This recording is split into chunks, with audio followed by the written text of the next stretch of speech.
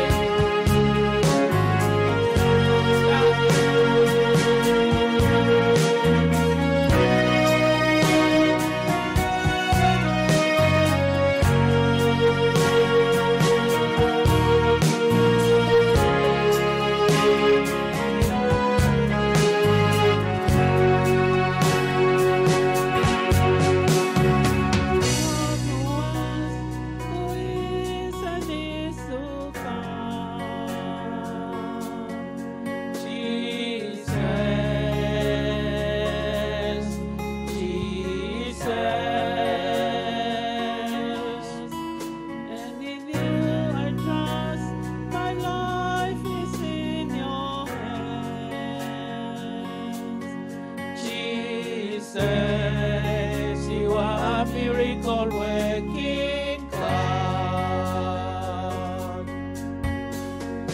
God who was and is to come.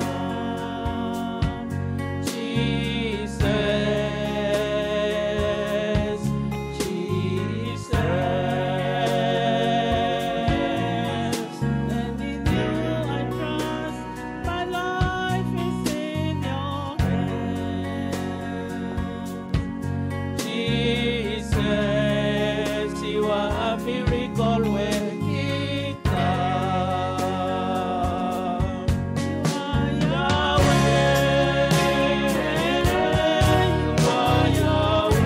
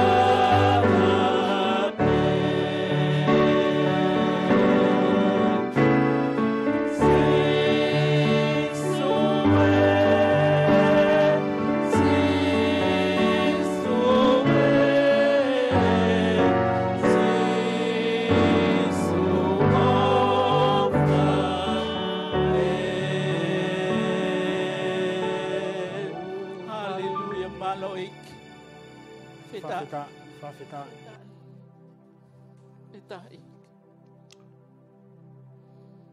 Whawhita. Ko whaampehe ki whamari ko ni e. Ka wha whanong. Ta whai mua whakararo loto ki he otua. Whitai. E aho e ni. Pako whaamu ke kamata e tau ngāwe kotoa pē. Whitai. O hifu e lau maria hai otua.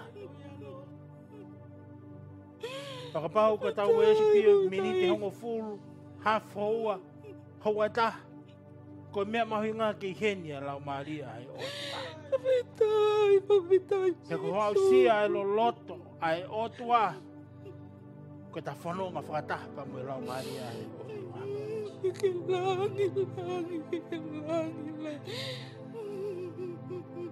Kai ke tau lama e tau tolu hamo mo i mea ai ta. Kai ke tau ilo i tau tolu ai lo loto ai otua. O ka pahi kai ke kau e lau maria ai otua. Hallelujah, hallelujah, papita. Pango mea umahu inga i ke ua te tau hanga tō mama. Ha mea ai taha ai otua. Ka tau ngau e a ke whanga maria ko ni ke tau ui ke lo loto. Kei ke lama ia e au. Pango tu ke lama ia hawhai whikau. Ke ne awi ki tau tolu ke lo loto ai otua. Ka kono lau maria peta. Malo, malo, sisu, papita.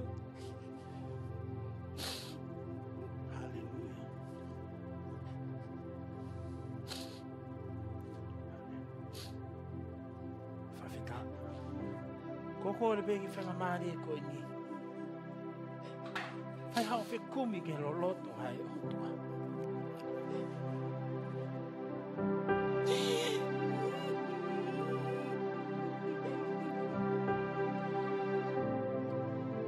Yes, Lord.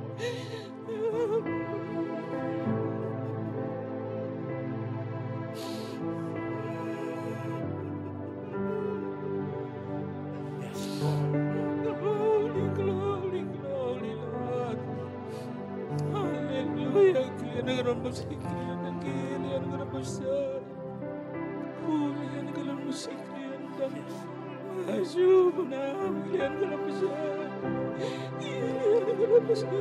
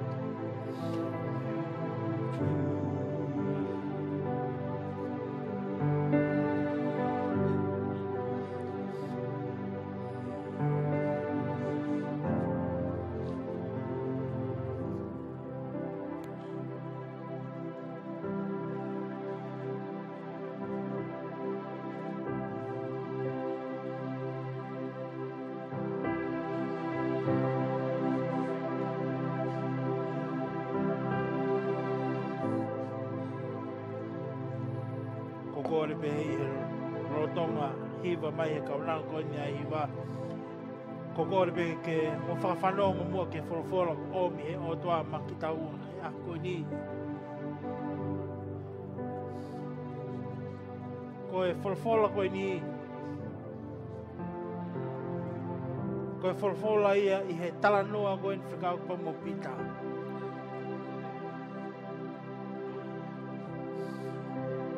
O kai e tokanga make. Ai e ki a Simone Pita. He a koe ni. He ko hinga e Simone Pita. Ko no toi whakarea taha ko Mark. Tau rock. Pero hinga ai le futokanga make ki a Simone Pita. He ko e toko taha ia na e lea kai ai e ko sisu kalaisi. I he maka koe ni te ulanga ia hausiasi. On this rock, I will build my church. And I believe, okay, e lea make, ai e ki hono siasi he a koe ni. Kako pau, ke whai e tatou tai I hatuunga lo loto. Kalawa ke tau sia lo loto ai iki. O kai ho responsibility a koe. Simone Pita. Simone Pita. Ke tau hana kumi ai tunga to tonu ke langa ia hono sia si. Kai tunga lo loto. Sometime o whatuai ke he iki ke ne hanga establish something upon you. Because ko kete ki iloi ho tuunga o whaama I ki keta iai o whai hai e ta tautai. Whawhita luke wahe nima vesura ki heno tātaha. Pero e aho ta na e whetau ta omi mai kia te ia hafuka kai. Mona o whawhanongo ki he wholofola hai o tua. Pero tua si su I he matano mai ko kensela. I ronge na ne wakai haungo ki waka o kau I he matano. Pero au pa me ai e kau tau tai o whohona o ngai kupenga. Pe he kai a ki hataha o yongo waka koe waka o Simone Pita. Pane kore kia te ia ke tukutuku si atu mua me uta. Pane no hifo o whai ene ako ke kakai me he waka. Whatonga me he waka o Simone Pita. Pero o se nenea na ne pehe kia Simone. Tuku atu ki he moana. Pe a au ho mo ngai kupe ngā ki haika. Pe tāri e Simone ne pehe ki ai. E hei. Koe pō katoa me mau ngangau. Oi kai mau hamata ika. Ka hio mea te ua ahu pe ai kupe. Pe nau whai a na nau hao hafu tākanga ika. Pe kamata mahai ho nau ngai kupe ngā. Pe nau tālo ki ho nau kaunga tōtai I he wakaita. Ki hao o tokoni ki ati ki nau tōra. Pe nau hao o nau whakafonu ai ongo waka whakato osi. O na kamata ngoto. Pe sio ki ai a Simone Pita. Na ne hinga atu. Ke tui o sisu o ne pehe. Mea atu. E hiki mi hongo waka. He koe tangata hanga hala. He nani mou tā fu ua. Pe pehe mo ki nau tolu. Na ia te ia I he ola o e nau hao. Pe pehe voka Simone Mosione kongo foha o sepe. Aia nai kaumea mo Simone ka tari e sisu kia Simone. Ohua e mana wahe. Me he tainini te ke pohotanga. Kako na omi ai o makaki uta. Nana o li aki kotoa pe. O mui mui gate.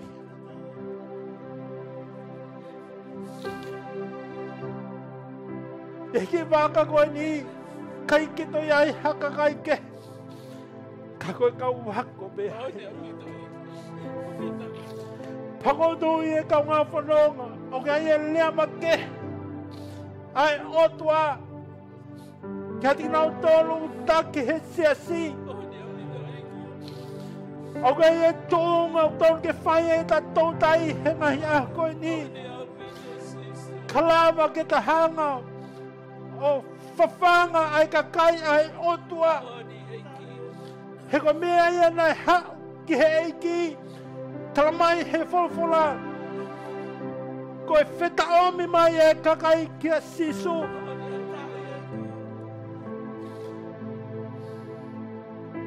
Tuku moki o whakahaa te ukawenga. Au pehea ono whakarea. Pō katoa. Moe mau ngangau uru. Pangotui ko whehui ko ia. Ko hano hinga. Ho ngangau uru. Mai hano hinga e ngangau uru. Because there is a level. O hei ai tūnga ia. O tonge iai e ta mo'i. O whai ai e ta tōtai. Peko mea nai whihanga ngai pa moe e ki he a koe ni. Talamai he whawhora na nau wheta omi. Wheta o ta omi mai kia sisu. And I believe ko hinga nau hau ke e ki. Whakatatau ke whakalea e whawhora. Nakai ko uhi. Ko hatoi mea ke. Ka ko hinga nau hau. Ka nau whia mau ha whawhora. La mehe e ki. Pakotui e ka ngā whanonga. Ko hinga e hau e kakai ki ho siasi. Mahok siasi he ako ni. Mea beta. Ko nau whia mau ha whawhora. La mai otua. Pehanga le mahe e ki. Oh, hallelujah. O kumi hatuunga. Ke tuuhai. Ke whai ne malanga ia e wholofola. Unfortunately, ko tuunga na ne mau. Ko ki waka saimone mita. Ko me ki he waka koe. Hala. Ko me ki he waka koe. Hala. Hala ko hanoinga. Ko kai ke nau tuu he tuunga totonu. O whai ai e nau ngawe. Oh, hallelujah. I believe Jesus is looking for a boat. Kalama ke te riva. I message ki he kakai. I mahuinga e wholofola e otua. Pako whaam ke whakamahino at ka tek mautonu he ako ni. Nakai ko hinga hau e kakai kohi ko koe. Kohi ko au.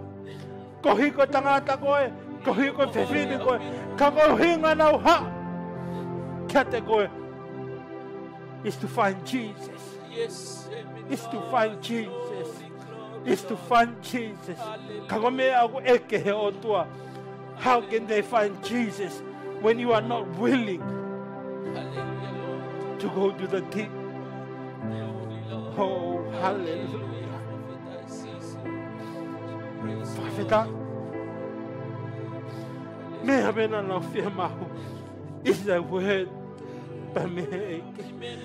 All they wanted is a word from Christ.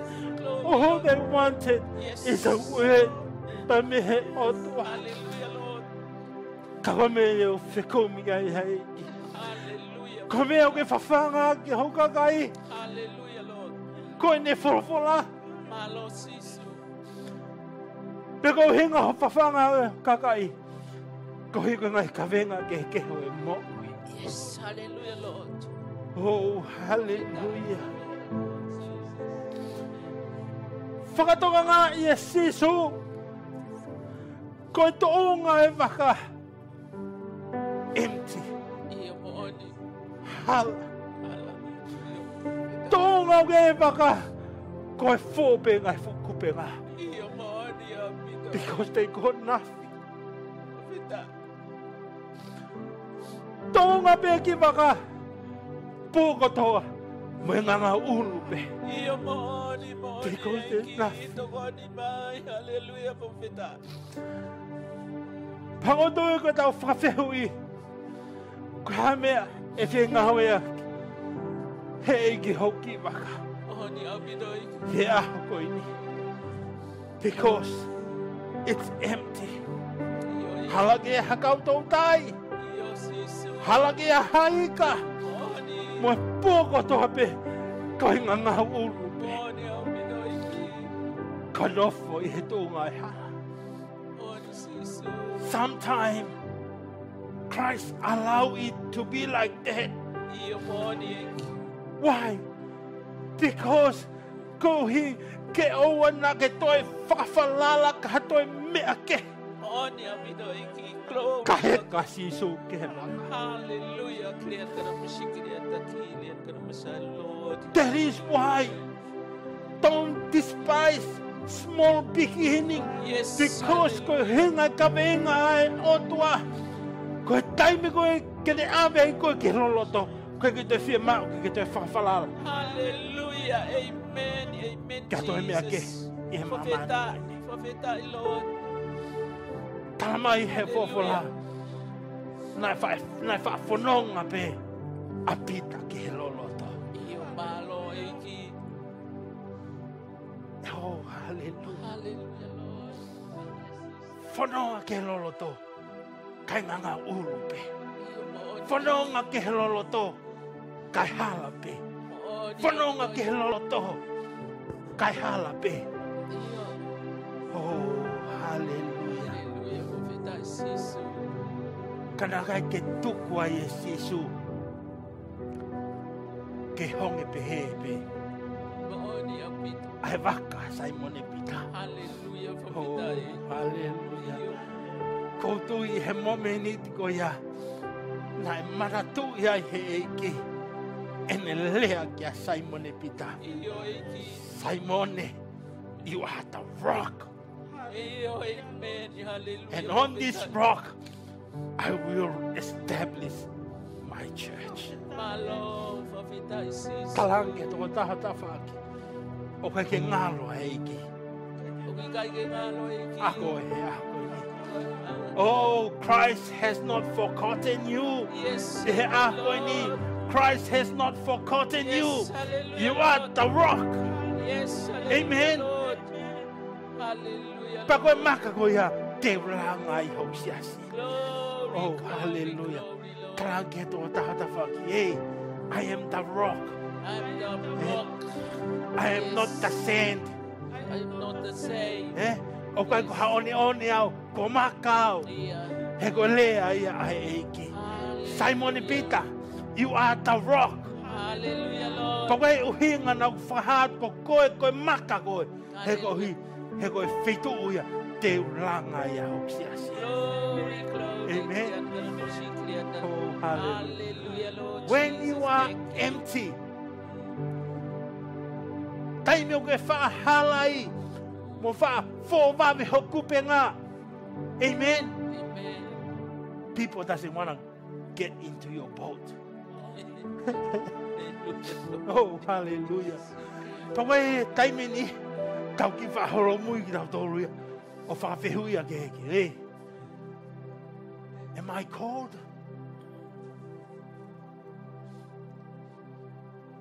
You don't want to use me? Yeah, my Lord.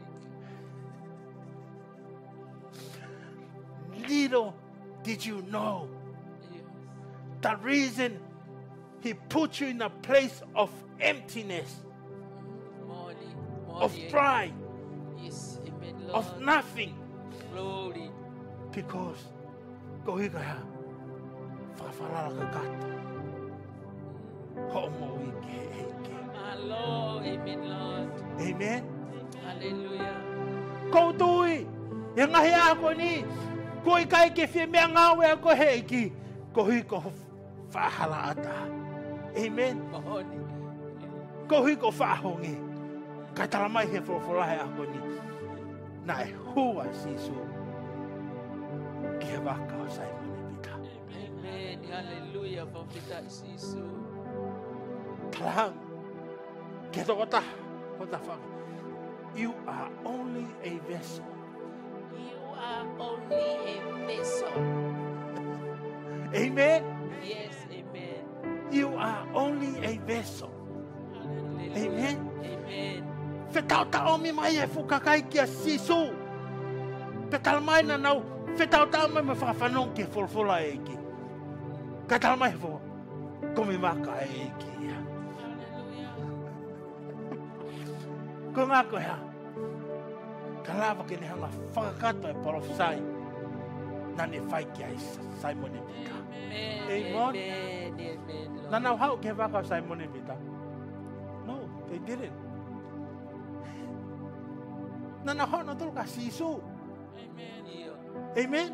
Naka ki nau hau na tolu ia koe whakakawenga mai ke waka Simon e Peter. Amen. Profeta Isu. Kanu ngā ko e de hala. Oni au pita. He koe talu. E ne tautai ana ia pōkakatu. Ko nothing. Oni au pita o sisu. Mahino Thank mai. you. Koe maho inga pe. Koe vesolo a eki. O ka pauha. I loto waka a sisu. Hallelujah. Amen, Lord. Amen. Glory, yes. Toki mahino ngā te au. He kai ke hoko ki waka au. Ko haki waka i loa. O ka pauha. O ka pai ke ki a sisu. Hallelujah. Amen. Hallelujah, Lord. Without Christ, your vessel will still be empty. Without Christ, your vessel will be still unknown. Amen. Oh, hallelujah, hallelujah. Hallelujah. Profeta Imalo. Whetau ta homi mai kakai. Whakawhanongo ki hawholofola pa me eki. Kumi waka koe sisu. Pea tala mai. Nane step in ke waka Simon e Peter. Hallelujah. Because Lord. He's a God who still remember his prophecy. Amen. Thank you. Jesus, thank you.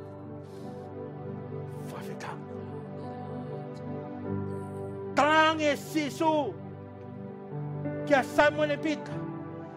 Ki tataha pe. Ke loloto. Not completely ke loloto. Ki tataha pe me uta. Amen. Iyo, on. Hallelujah. Whawheta. Ko hi. Koe kakaia koe ni. Whiunga pe. Mo ki tunga koe. Amen. Amen. Whawheta. Talange toko tata wali. Oku i loi pehe o tua. Hotu kunga he a koe ni. Pe o tua hotu ku ngahi ai a koe ni. Pa watu whakafuafua pehe e ki. Hotu kunga he a koe ni. Iyo mo oni au pito iki. Amen. Glory, Lord. Tala mai. Na e tataha mai. A Simon e Peter. Ai waka o Simon e Peter. Pa me mautu uta. O whai ai. Pea whai ai e sisu. Anea. Malangai. Amen. Na kai ko Simon e Peter. Sit beautiful pe Simon e Peter ia. I loto waka. Kai whai pehe e gie na ngawe. Amen. Na kai ke oho ma Simon e Peter i o whai e ngawe. Oni. Kai tangotu pe Simon e Glory, Peter. Lord. Hangi o talamahe ki. Sit pe ko he Simon. Tuka te au ke u whai e ta ngawe. Ta orewa ko ha. Ko ke hao ke loloto. Amen. Hallelujah. Pa te u hanga au i o ngawe koe koe ha. Tautai tangata. Oh, hallelujah. Tino our problem, Simon e Peter. Tau whakawawe pe tau tolu. Ke tau whai e ngawe.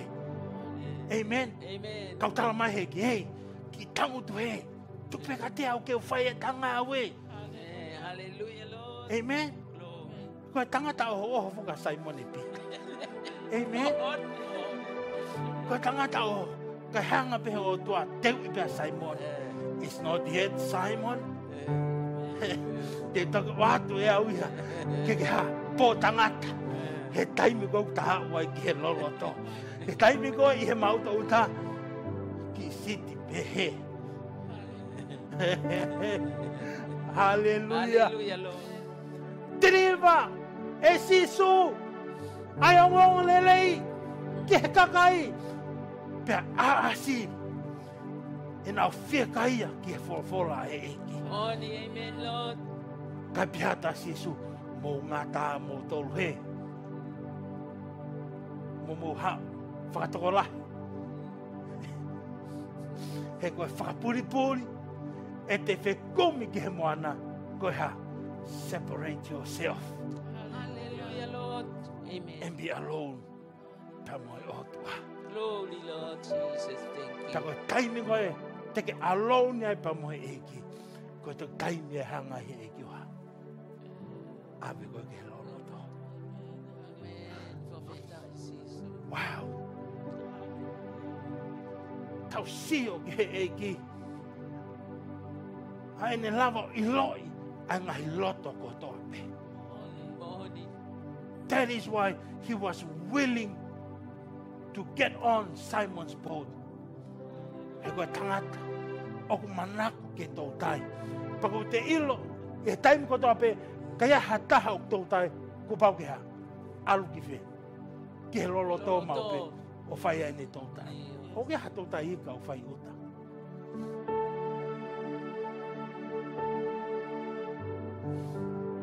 Ta koe whehui, oku ke whai I whe ho tau tai e a koe. Today, ako he e kia Simon. Simon, ko ilo I pe koe koe tangata tau tai koe. But now, I want you to go to the deep with me. Ka wanga whakahino hino I koe, ki he whaunga, o e mau mau pe. Hallelujah, Lord. Malo. Hallelujah. Profeta. Hallelujah. O si he no hanga he ki. O ave ki he kakai ko ni ai frofola. Pe ngata I pe ai whekumi a kakai ko ni. Kai tafo ke hageia. Kia Simon e Peter. Now, it's your turn. Malo. Profeta.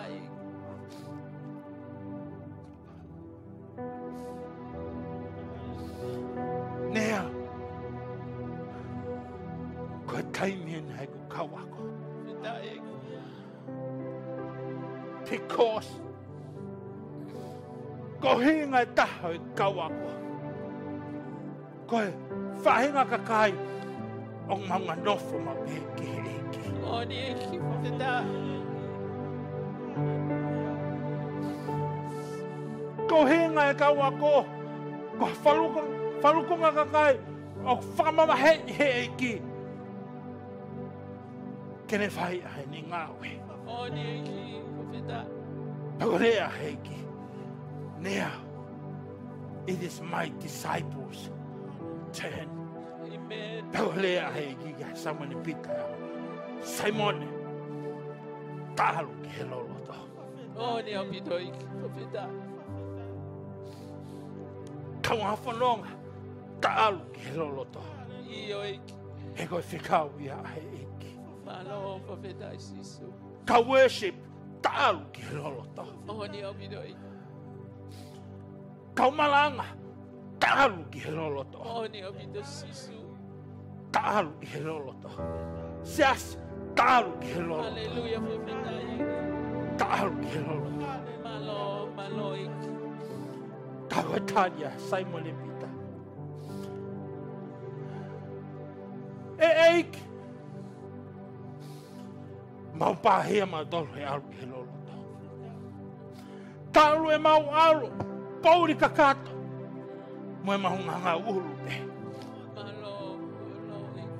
Kai ki kiwi at mea eki, talu ki he loloto. Iyo. Profeta. Talu ki he loloto. Glory, Lord. Talu ki he loloto. Hallelujah. Kau e ngangau ulu, talu ki he Yes. loloto. Kau e mafasia, talu ki he loloto.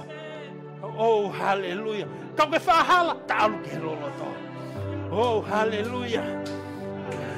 Kau lahi launga, talu ki he loloto. Talu ki he loloto. Oh, hallelujah. Kau hinga ai eki. ai hangai palpalema. Oku ke whehanga hangai pe moia. Pa koe ki, koe alu ke he lolo tō.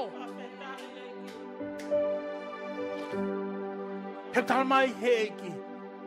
Koe taimi koe, o whaahanga i ho moui ke whanonga ke he lolo tō. Koe taimi e kamata i ai. Kaurea mai eki, hanga whewhe aku kamata. O ka pau tike ke au sia koe ho o singa mai.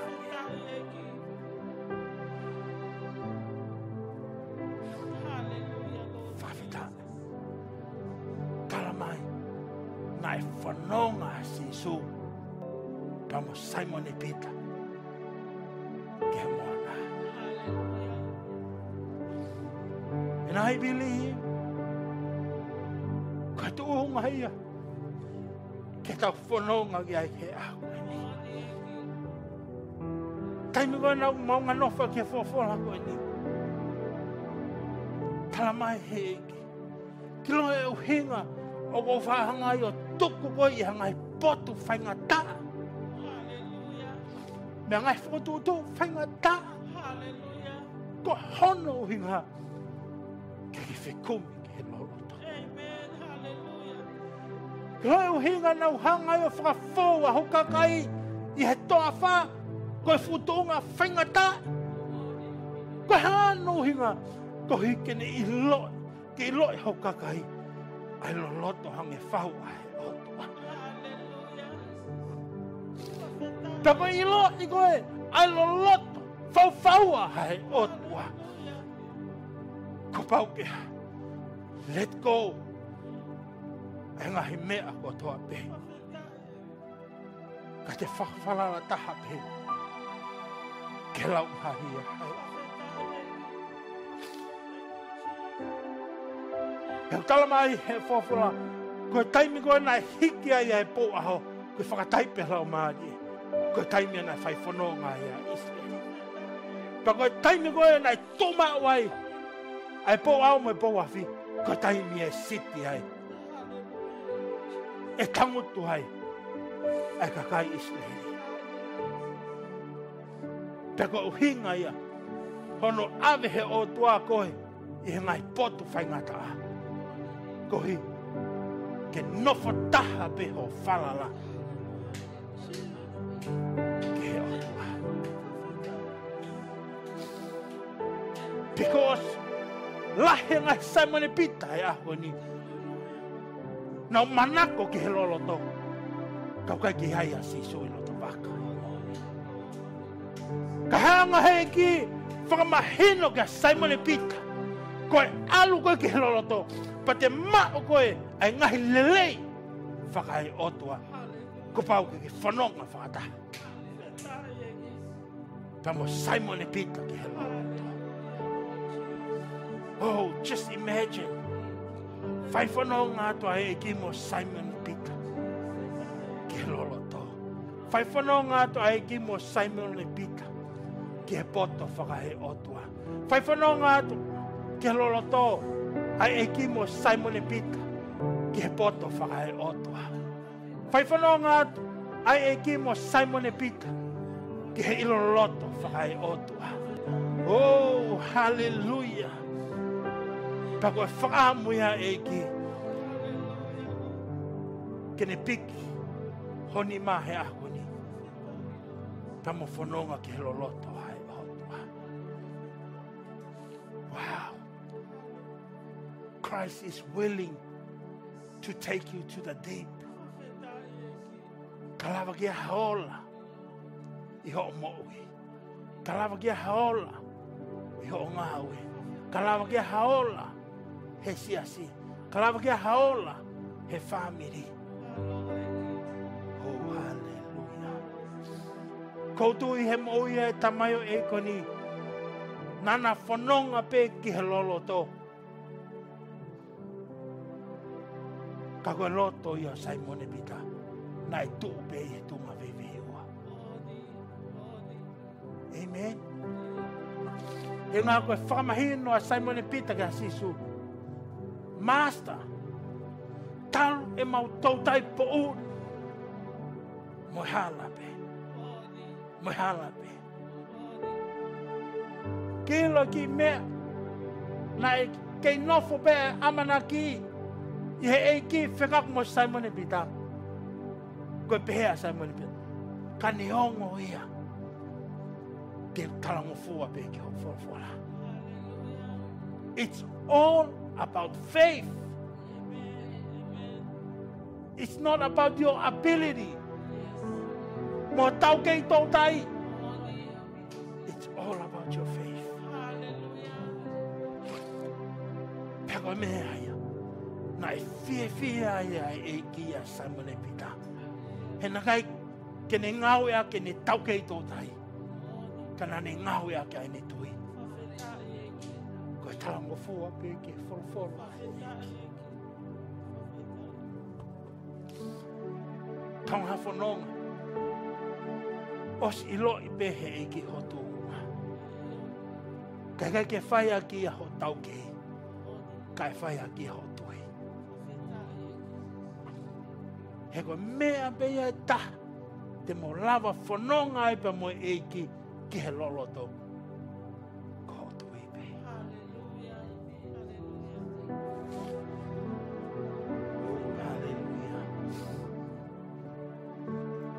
Timing ona na whanonga i ki he loroto. Na talange e ki. A au hoku penga.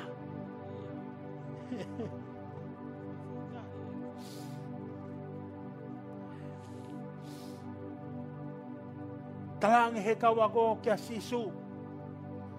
Sisu. Kaki ai. Hamea kai he ni he toa wha. Koe tewene ne whawhanga e toko ni maafi.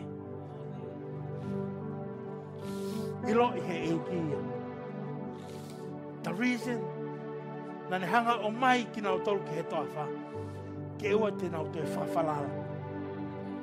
Ki ato e mea ke.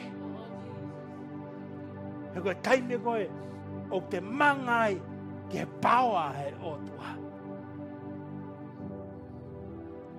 It's totally a different level. Amen. The only way to get lava your feed the multitude. Kako hivi be ala mari. Kome ena ne ako ya kapita ya kwani. Pita. Heka ke lava ko fafangai. Hafu kakai toko lai. Iho nofo be whakawhalala ho ki waka. Nofo be whakawhalala ki ho tau kei ngā haue. Tau kei tau tai. Kua pau ke ha. A fio e lau Maria e o tua i loto waka. Pako e lau Maria o neha. Ave koe ke tua mai lo loto. Tala mai he fofora. Koe taime koe na nau hanga yo a au e kupenga. Kai ke nau me. Kei ke lava i nau tolu ya. O toho mai e kupenga. Oh, hallelujah. Whawhetame. Tala mai. Nai mo sioa pe e ne kauako. Mo nau whenga ke toho mai e kupenga. Amen. Kai kere he lava he kupenga matu waki. A ngai fuha. Tāpo aki. Kona wausia.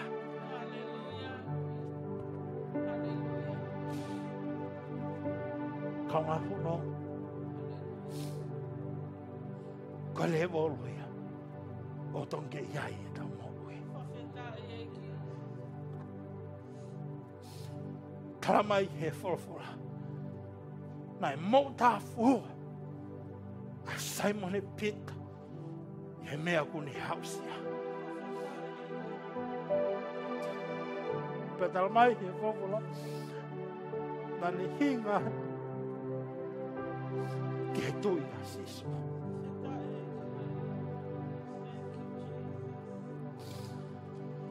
Wow. Today, I surrender myself. Kokor ka moslek ka mahui me lang ki whangamari e koni. Ai mahu inga. Ko kore ke mohanga mua hiwa I mai e fu hiwa kuni. I surrender.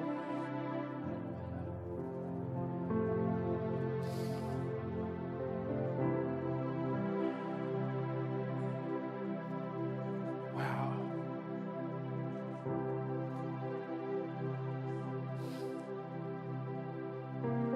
That is the place.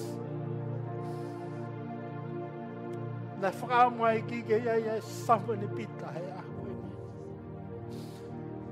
Karawa ke reveal he ki ai power he hotua. Petalmai he wholofola. Ko he momeniti pe. Na e au si ai he ka wako ko ini. Ai power ai hotua. Karamana hinga toa Simon Pit. Ke tui a siso. Kai tūlolo ka kato e maui. Ke iwi o lau mai.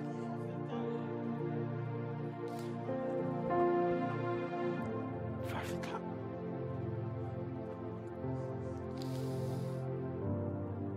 Hallelujah.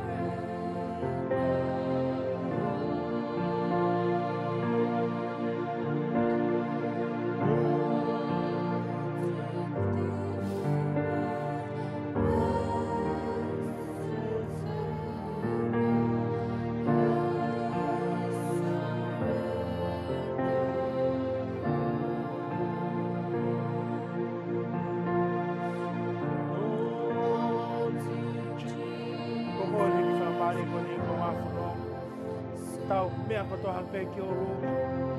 He ako ni ke tau whai ha tau whakalanglang o tua. Ki he otua he ako ni. Na kai ke ngata pe e. Whakawaiwai e kau ako ni ki he e ki. Pea hi ngatu a Simon e pita ia ki he tuia o e ki. O ne whakahake ai. Master. Mama. Ko tangata mahanga. Pahotui ko hinga ia mana ko ai hai iki. He tamai ai kon ko Simon Pit. Because ko ne ha ope a kave ngangau e. A iki ki a Simon Pit. Ko kore fa more Simon Pit. Ko taimi ko nai o to tolo ai. Ai moa Mano tinai e Simon Pit. Ai e ki. Karamai. Tane mamahi o tangu ki e ki. Pagotu i e kau ngā whanonga. Ko me e au whiema he e ki he ako ni. Kai ke toka nga e ke po hae, anga hala ne fai whanonga mai a ho mo ui. Oni o pito i. Ko mea maho inga ki he ki. Kai whakato maa, Oni o pito i. kai whai whakamore more hai e ki. Oni sisu. Takatu ngai ana iai a Simon e pita he a. Oni o pito i. Fafeta. Na iai e ngai tono no i a Simon e pita. Oni sisu. Kana ngai ke huinga. Ke mamahea e ki mene mo. Oni o pito i. Fafeta. Na kei tutui mai be ai e ki. Ko hu e calling a Simon e pita. Hallelujah, Lord. Ka ko tui, tai toi veve i ua. O kai e calling ai e ki ki ho mo. Oni o pito i. Fafeta. Ka ko calling ia ko ia. Kai ke toi ngau e a kami ake. Oni o pito i. Just your faith. Hallelujah, Just your Lord. faith. Pia talamai he fofora. Whakao si aki. E malanga e aku. Ko e taimina nau hake ai ki uta. Talamai. Na e mui mui e ka wako ni. Malo fafeta. That is the sacrifice. Hallelujah, fafeta. Nana hanga fotu. Ke orita. Kalawe na mui mui ki. Hallelujah, fafeta. Sisu. Everything that we do is a sacrifice. Yes, hallelujah. That is the price they paid to Malo. follow Christ. Hallelujah, fafeta. Kana au sia e pao e lau mani e. Oni o Kana au pito i. tafoki lewa. O mui mui ki e ki. Malo sisu. Whawhika. Koko ori ke whaia ke hatau loto. Kai tūk pē ke he on kaunango ni ke na hiwa mai bea fui whasko ni. Whai hatau loto ke he eke. He ko tūka e ui maalunga e ki ko mui. Oni o pito i. Mo ui he ako ni. Pako kore ke tāri mai hatau loto. Fafeta e ki mau whamalo ki o awhio. Ko hiko e wholo tā pua ke awhiona. Ko ke whawhau me ho tamai o e ki. Ke mau whanongoa e mo oni o e wholo e awhiona.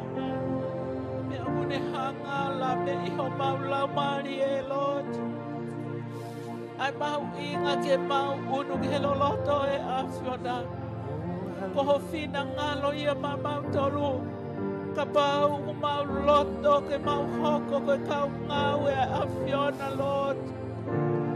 O kui kuna me a kotoa pente mau whai Lord. Ko e pau ia ke mau unu ke loloto e lau mari e awhiona. Pako mau unu ke loloto. Lord, ko fie mau ke te mau tolu. Ke mau unu mo nge esi mo oni e mau mo ui. Ko whakange esi ki mau tolu he tapa ko toa pe o e mea o mau nofo whakawhalala ki ai, Lord. Mau tu a tea, Lord. Mo e lau mari e ki whakawhalala ki a te koe. He koe osi ngā mari e mau mo ui, Lord. Ai mea kotoa o mau whawhalala ki ai. Koe taimi a kamata e awhiona mo ki mau tolu, Lord. Ko nia ki mau tolu ngahi aho koe ni, oh Lord Jesus.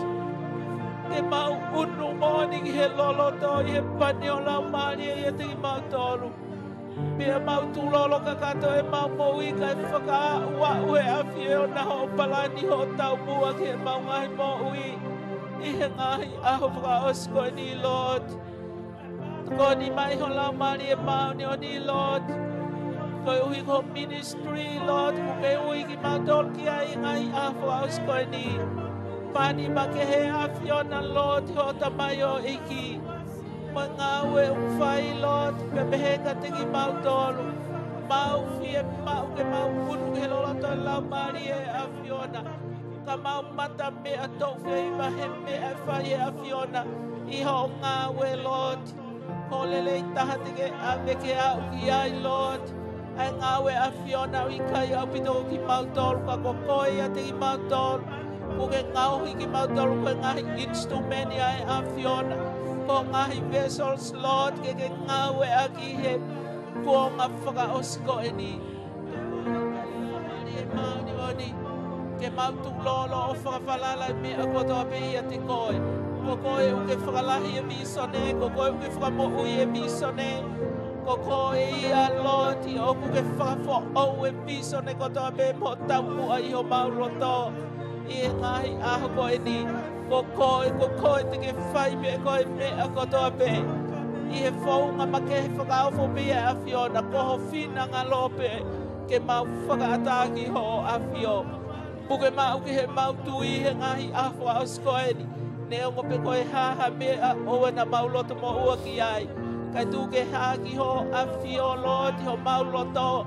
I he lotu i he huwhi a whai mo e whawhakawheta i loti. Pia e hoko mai ai a Fiona i ho lau maari e. Hiki mau tonu Lord, ke next anointing level ai a Fiona. Te ke move ho ngā weki ai he taipe ai a Fiona Lord. Hallelujah, ke tāpa ki mai ho lau maari e he wholawhola ai a koe ni. Kone whakaloto lahi ki mātou mālo au pito lau maari e. Mau ilo ku ke i heni mo ki mau tolu, mo ke mau lotu i ate ki mau tolu i heni. Hallelujah, mu i heni ho loto ngā ma waipe. Gloria ke te koe pe mau whakafoke ke ia langi e whakamalo i kuna kotoa e ngau e anga e agua e mono whola. Koe te uma langi ia pia e Fiona e tamai wafao alo kalaisi. Ka koho mau whakamo ui. Amen. Hallelujah, prophetas. Kamai mua whawheta, ko hi ko e wholofola, whakoloa. Malo e prophetas sisu. Wanga tu ke hako ai he mau. Kalmai ho wholofola na e whetau ta omi mai e kakai ki a te koe. Pa koe whawhehui. Ki a te ki mau tolu. Why Lord? Why you?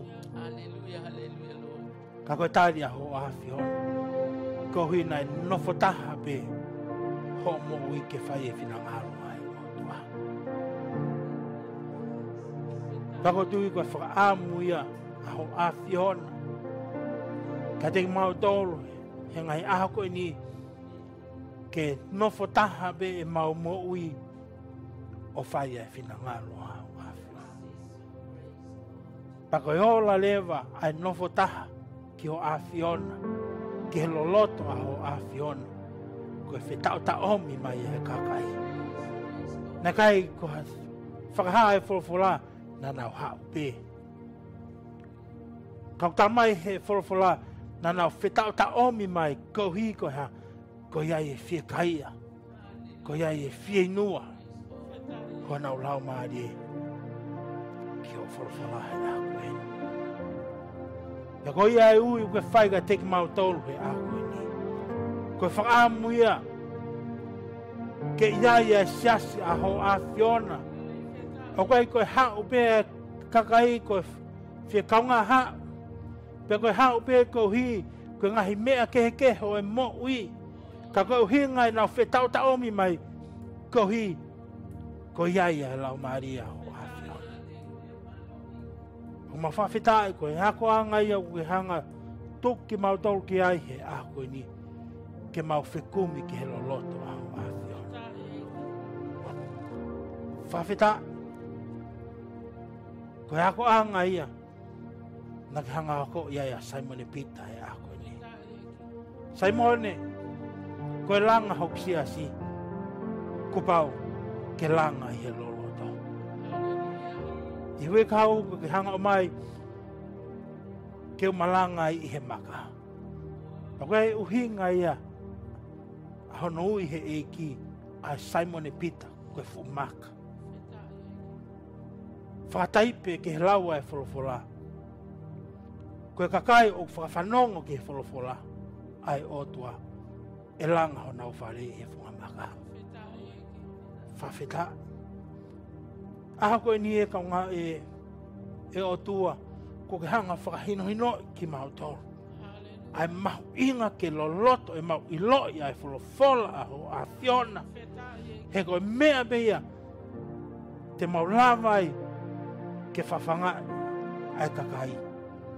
O pau te mau ilo loloto ki he wholofola a ho a Fiona.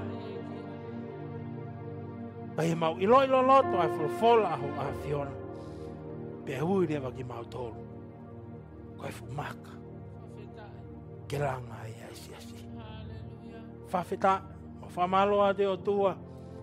Ko hika fola whakoloa au ke hanga tuku. Ke maulo tohe a koe ni. Koe whonga pe te mau ilo ia lau maria aho a fiona. Koe mau whekumi ke loloto aho a fiona. Ma koe whemau aho a fio ke hawa ke hataimi ko mau kakau i he lau maria aho a fiona. O kai ke mau ke lue a ke haivi o a tangata. Ka ku hau e mau mui o kakau i he lau maria. Pea koe tau i e langa siaso mo whai e mai ako. Eke mohanga whakafoke nga he langlang mga he koloria kotoa pe. Ke langlang ia pe aho a fiona. Koe mau lot me mau huok whai ke ho a fiona. Ma whamaloa ko hiko hene lau maria ho a fiona mo mau tolu. Ko ia ho ma whakamalawa i a koe ni. Si so kalaiska ko mau whamahui. Amen and amen.